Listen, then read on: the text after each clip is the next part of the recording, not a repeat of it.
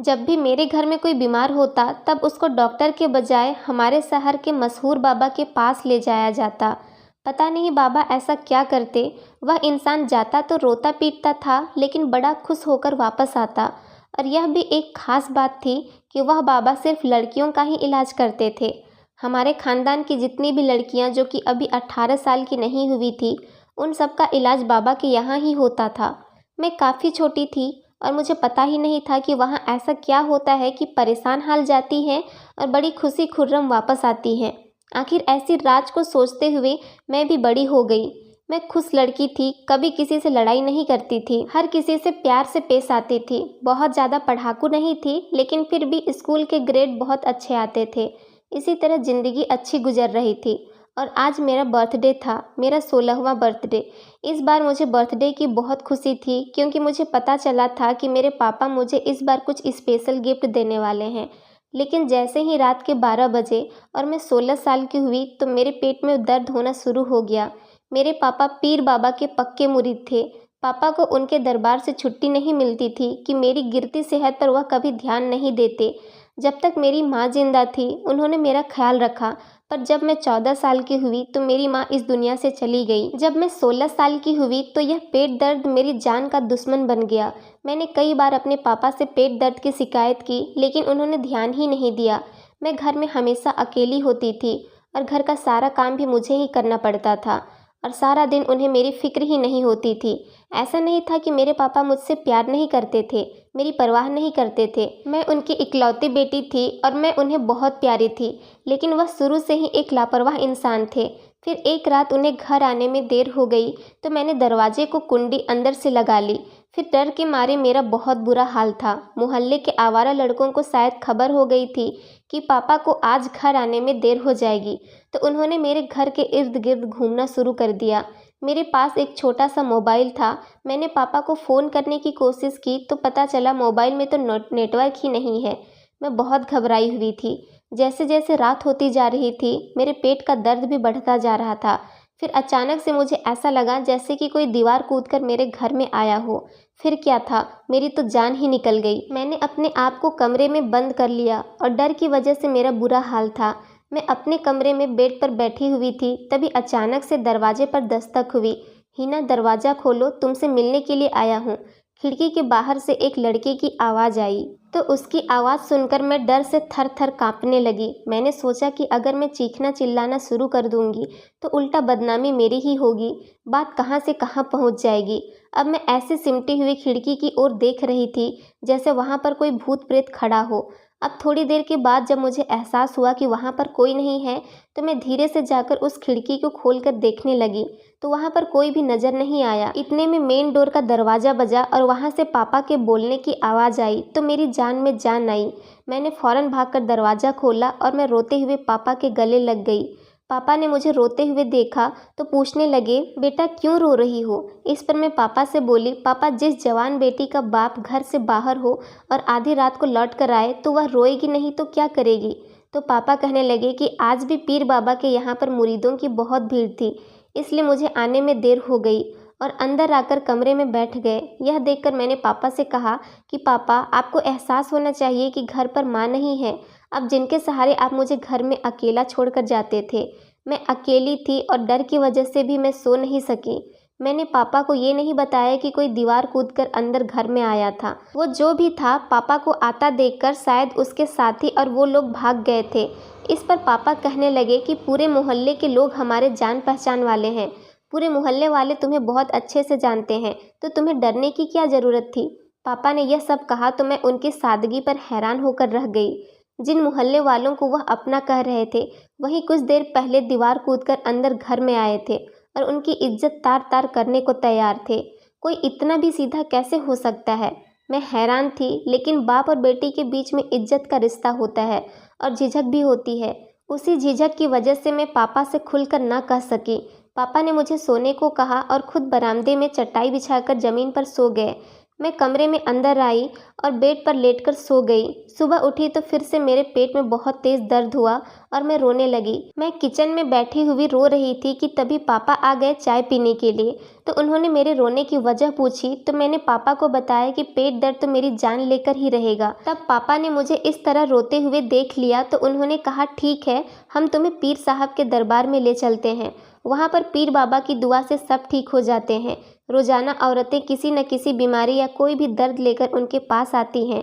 पीर बाबा दुआ कर देते हैं तो वो ठीक हो जाती हैं। पापा, मुझे किसी डॉक्टर के पास ले चलो, मैंने बेबसी से पापा से कहा। तो पापा कहने लगे कि बेटा, यह डॉक्टर सिर्फ पैसे लूटते हैं, छोड़ो डॉक्टर को, मैं तुम्हें आज शाम पीर बाबा के पास ले जाऊंगा। और यह कहकर फिर पापा चले गए। फिर पापा शाम को आए तो पापा कहने लगे कि तुम तैयार हो जाओ, हमें बाबा के पास चलना है। पापा की बात सुनकर मैंने सोचा कि तैयार ही क्या होना है, पीर बाबा के पास ही तो जाना है।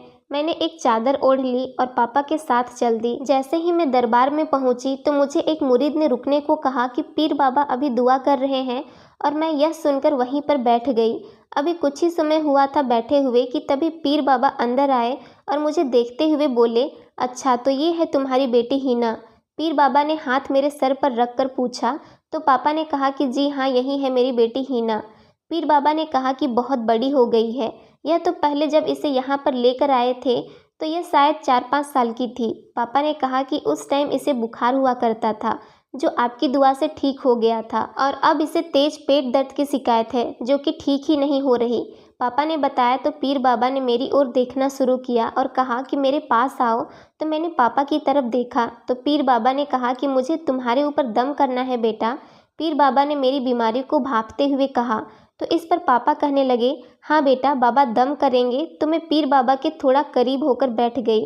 वह कुछ पढ़कर मुझ पर झाड़ फूंक करने लगे तो उनको झटके लगने लगे। मैं और पापा यह देखकर हैरान हो गए और पीर बाबा तेज आवाज़ में कहने लगे, तेरी बेटी पर शैतान का कब्जा हो गया है, बहुत गंदा शैतान है।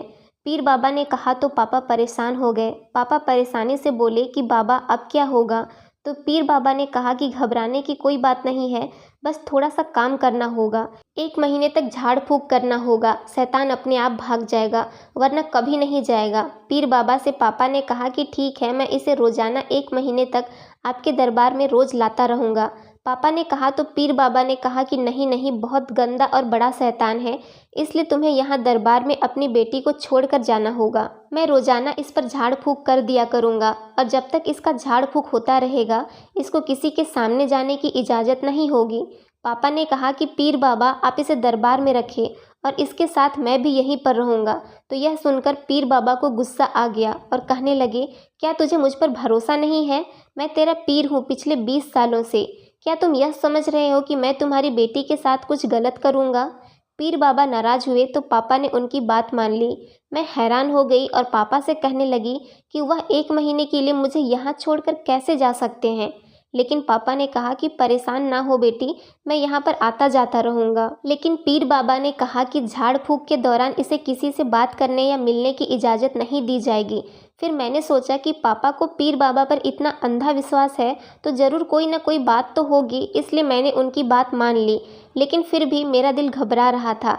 मैं कभी भी इतने दिन तक अपने घर से बाहर नहीं रही थी। इन लोगों ने मुझे एक कमरे में बंद कर दिया था और थोड़ी देर के बाद एक नौकरानी खाना लेकर आई और मुझे खाना देने लगी। मैंने उससे पूछा कि पीर बाबा मुझे कब तक झाड़ फूंक करेंगे। तो उसने कहा कि दिन में तो पीर बाबा मर्दों का झाड़ फूंक करते हैं और रात को औरतों को। यह बात सुनकर मेरे पैरों तले से ज़मीन खिसक गई। पता नहीं क्यों मेरे साथ कुछ गलत होने का मुझे शक हो रहा था। रात को खाने के बाद पीर बाबा मेरे कमरे में आ गए। मैं उन्हें देखकर खड़ी हो गई तो उन्होंने मुझे बैठने के लिए इशारा किया। मैं उनके सामने बैठ गई। फिर उन्होंने मुझ पर कुछ झाड़ फूंक करना शुरू कर दिया। तो मुझे ऐसा लग रहा था जैसे कोई जादू टोना या फिर वह मंत्र पढ़ रहे हैं। मैं उनके होठों को देखकर समझने की कोशिश कर रही थी, शायद वह कौन सा जाप कर रहे हैं, लेकिन शायद वह समझ गए थे, इसलिए आंखें बंद करने को कहने लगे। उन्होंने ऐसा कहा तो मैं चौंक गई, क्योंकि वो समझ गए थे कि मैं कुछ समझने की कोशिश कर रही हूँ कि वह क्या पढ़ रहे हैं।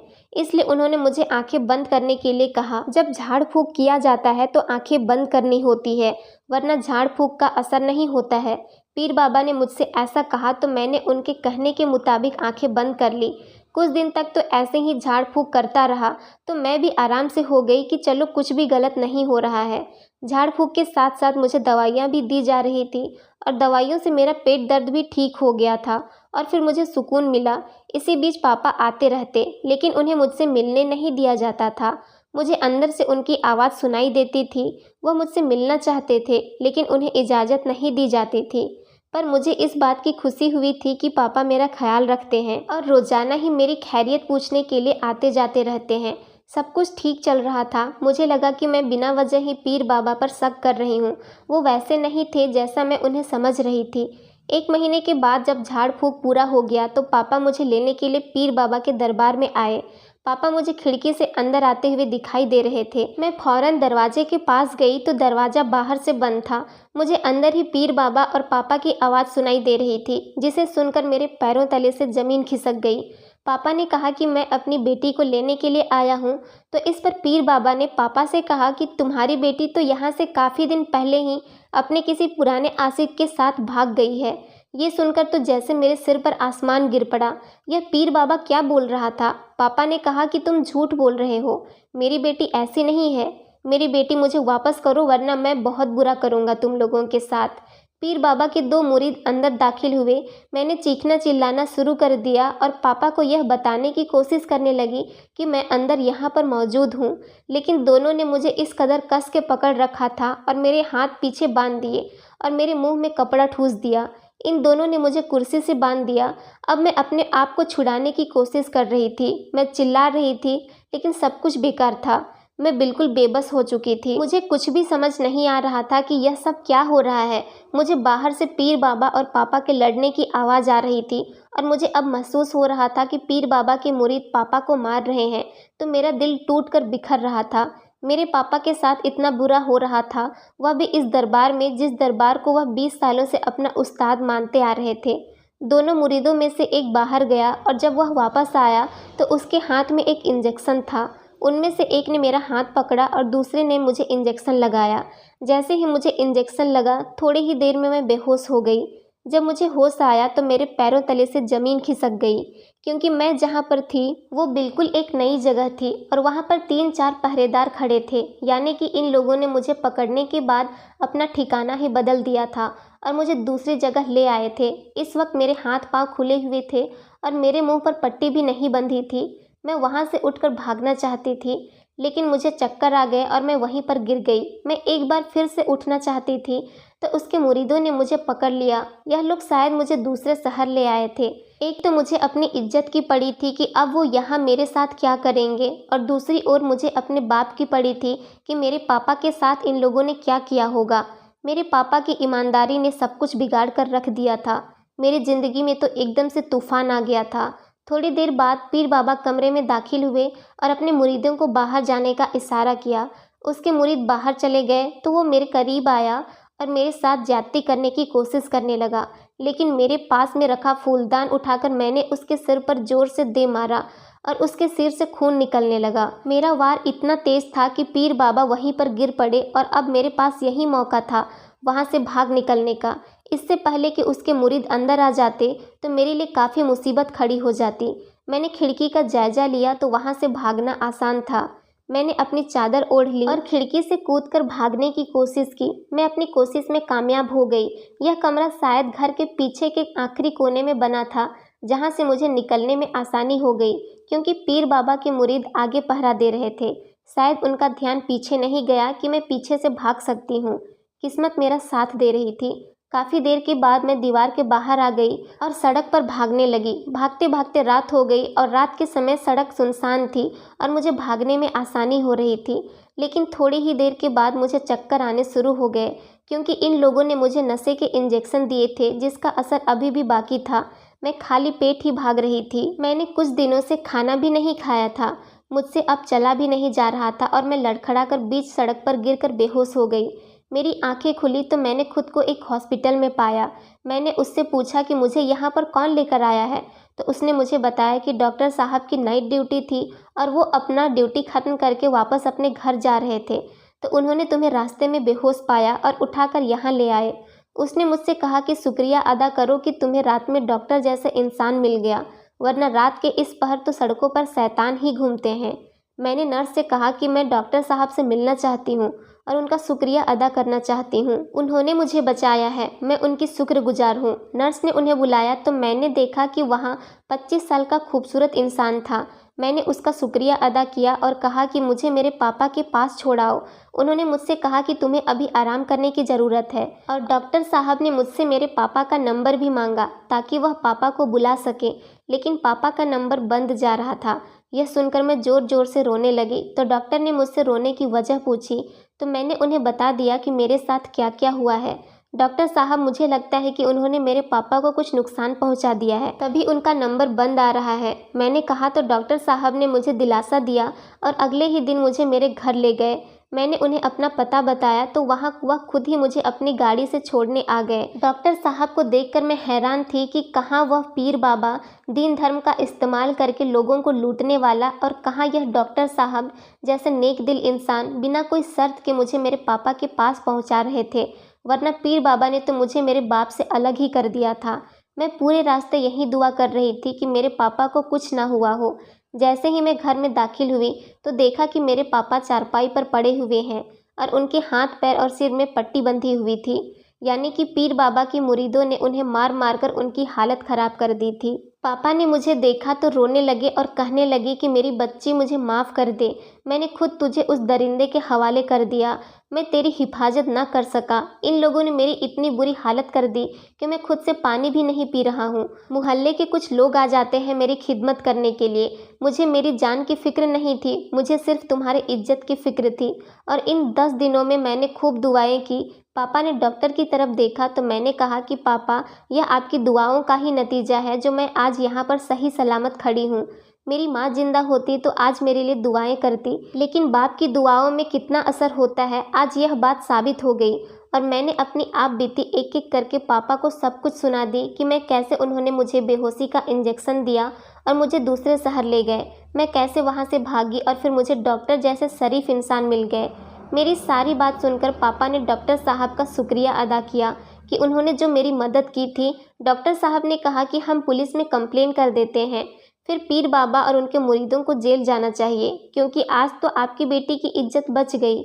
ऐसा ना हो कि कल किसी और की बेटी इनकी हवस का निशाना बन जाए।